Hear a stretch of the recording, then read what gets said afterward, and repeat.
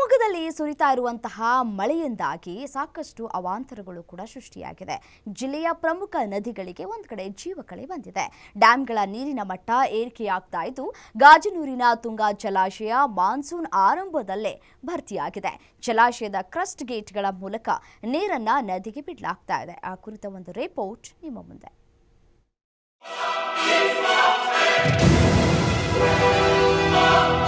ಹೌದು, ಮಲೆನಾಡು ಶಿವಮೊಗ್ಗ ಸಂಪೂರ್ಣ ಮಲೆನಾಡಾಗಿ ಪರಿವರ್ತನೆಯಾಗಿದ್ದು, ಜಿಲ್ಲೆಯ ತುಂಗಾ, ಶರಾವತಿ ಹಾಗೂ ಭದ್ರಾ ನದಿಗಳಲ್ಲಿ ನೀರಿನ ಪ್ರಮಾಣ ಗಣನೀಯವಾಗಿ ಹೆಚ್ಚಾಗಿದೆ.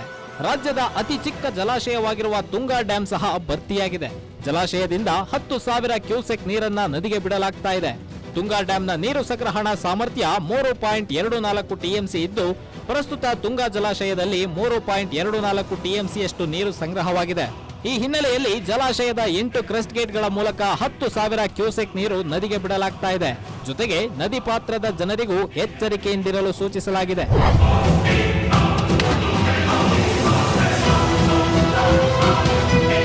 ಇನ್ನು ತುಂಗಾ ಡ್ಯಾಂ ಜಲಾನಯನ ಪ್ರದೇಶದಲ್ಲಿ ಭಾರೀ ವರ್ಷಧಾರೆಯಿಂದ ಡ್ಯಾಂ ಭರ್ತಿಯಾಗಿದೆ. ಪ್ರಸ್ತುತ 10,000 ಕ್ಯೂಸೆಕ್ನಷ್ಟು ನೀರು ಜಲಾಶಯಕ್ಕೆ ಹರಿದು ಬರ್ತಿದ್ದು, ಡ್ಯಾಂನ ಗರಿಷ್ಠ ಮಟ್ಟ ಕಾಯ್ದುಕೊಳ್ಳಲಾಗುತ್ತಿದೆ.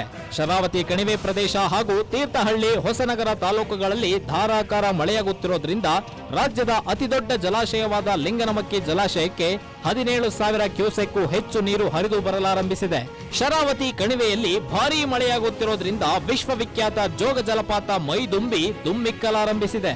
ಶಿವಮೊಗ್ಗ ಜಿಲ್ಲೆಯಾದ್ಯಂತ ಇನ್ನು 2 ದಿನಗಳ ಕಾಲ ರೆಡ್ ಅಲರ್ಟ್ ಘೋಷಣೆ ಮಾಡಲಾಗಿದ್ದು, ಭಾರೀ ಮಳೆಯಾಗುವ ಸಾಧ್ಯತೆ ಇದೆ. ಇಂದು ಮತ್ತೆ ನಾಳೆ ಶಿವಮೊಗ್ಗ ಜಿಲ್ಲೆಗೆ ರೆಡ್ ಅಲರ್ಟ್ ಅನ್ನ ಘೋಷಣೆಯನ್ನ ಮಾಡಲಾಗಿದೆ. ಶಿವಮೊಗ್ಗ ಜಿಲ್ಲೆಯ ಎಲ್ಲಾ ತಾಲೂಕುಗಳಲ್ಲೂ ಕೂಡ ಬಿಟ್ಟು ಬಿಡದೆ ಮಳೆ ಸುರಿತಾ ಇದೆ. ಈ ಹಿನ್ನೆಲೆಯಲ್ಲಿ ಶಿವಮೊಗ್ಗ ಜಿಲ್ಲೆಯ ನದಿಗಳು, ಪ್ರಮುಖವಾಗಿ ಶರಾವತಿ, ತುಂಗಾ ಹಾಗೂ ಭದ್ರಾ ನದಿಗಳು ಈಗಾಗಲೇ ಜೀವಕಳೆಯನ್ನು ಪಡ್ಕೊಂಡಿದ್ದು, ಜಲಾಶಯಗಳಲ್ಲಿ ನೀರಿನ ಮಟ್ಟ ಕೂಡ ಏರಿಕೆ ಆಗ್ತಾ ಇದೆ. ಪ್ರಮುಖವಾಗಿ ಶಿವಮೊಗ್ಗ ಜಿಲ್ಲೆಯ ತೀರ್ಥಹಳ್ಳಿ ಹಾಗೂ ಚಿಕ್ಕಮಗಳೂರು ಜಿಲ್ಲೆಯ ಶೃಂಗೇರಿ ಭಾಗದಲ್ಲಿ ವ್ಯಾಪಕವಾಗಿ ಮಳೆ ಆಗ್ತಿದೆ. ಆ ಹಿನ್ನೆಲೆಯಲ್ಲಿ ತುಂಗಾ ನದಿಯಲ್ಲಿ ಈಗಾಗಲೇ ನೀರಿನ ಮಟ್ಟ ಮತ್ತು ಒಳಹರಿವು ಕೂಡ ಹೆಚ್ಚಾಗಿರುವಂಥದ್ದು.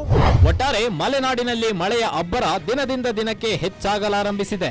ಬಿರು ಬೇಸಿಗೆಯಿಂದ ಬತ್ತಿ ಹೋಗಿದ್ದ ಹಳ್ಳ ಕೊಳ್ಳ ನದಿಗಳಲ್ಲಿ ಮತ್ತೆ ಜೀವಕಳೆ ಬಂದಿದ್ದು, ತುಂಬಿ ಹರಿಯಲಾರಂಭಿಸಿವೆ. ಇದೇ ರೀತಿ ಮಳೆ ಮುಂದುವರೆದಲ್ಲಿ ನದಿಗಳು ತುಂಬಿ ಪ್ರವಾಹ ಭೀತಿ ಸೃಷ್ಟಿಸುವುದರಲ್ಲಿ ಯಾವುದೇ ಅನುಮಾನವೇ ಇಲ್ಲ. ಹೀಗಾಗಿ ಶಿವಮೊಗ್ಗ ಜಿಲ್ಲಾಡಳಿತ ಅಗತ್ಯ ಮುಂಜಾಗ್ರತಾ ಕ್ರಮಗಳನ್ನು ಕೈಗೊಳ್ಳಬೇಕಿದೆ. ಕ್ಯಾಮರಾಮನ್ ಸಾವಂತ್ ಜೊತೆ ನವೀನ್ ಪುರದಾಳ್, ಗ್ಯಾರಂಟಿ ನ್ಯೂಸ್, ಶಿವಮೊಗ್ಗ.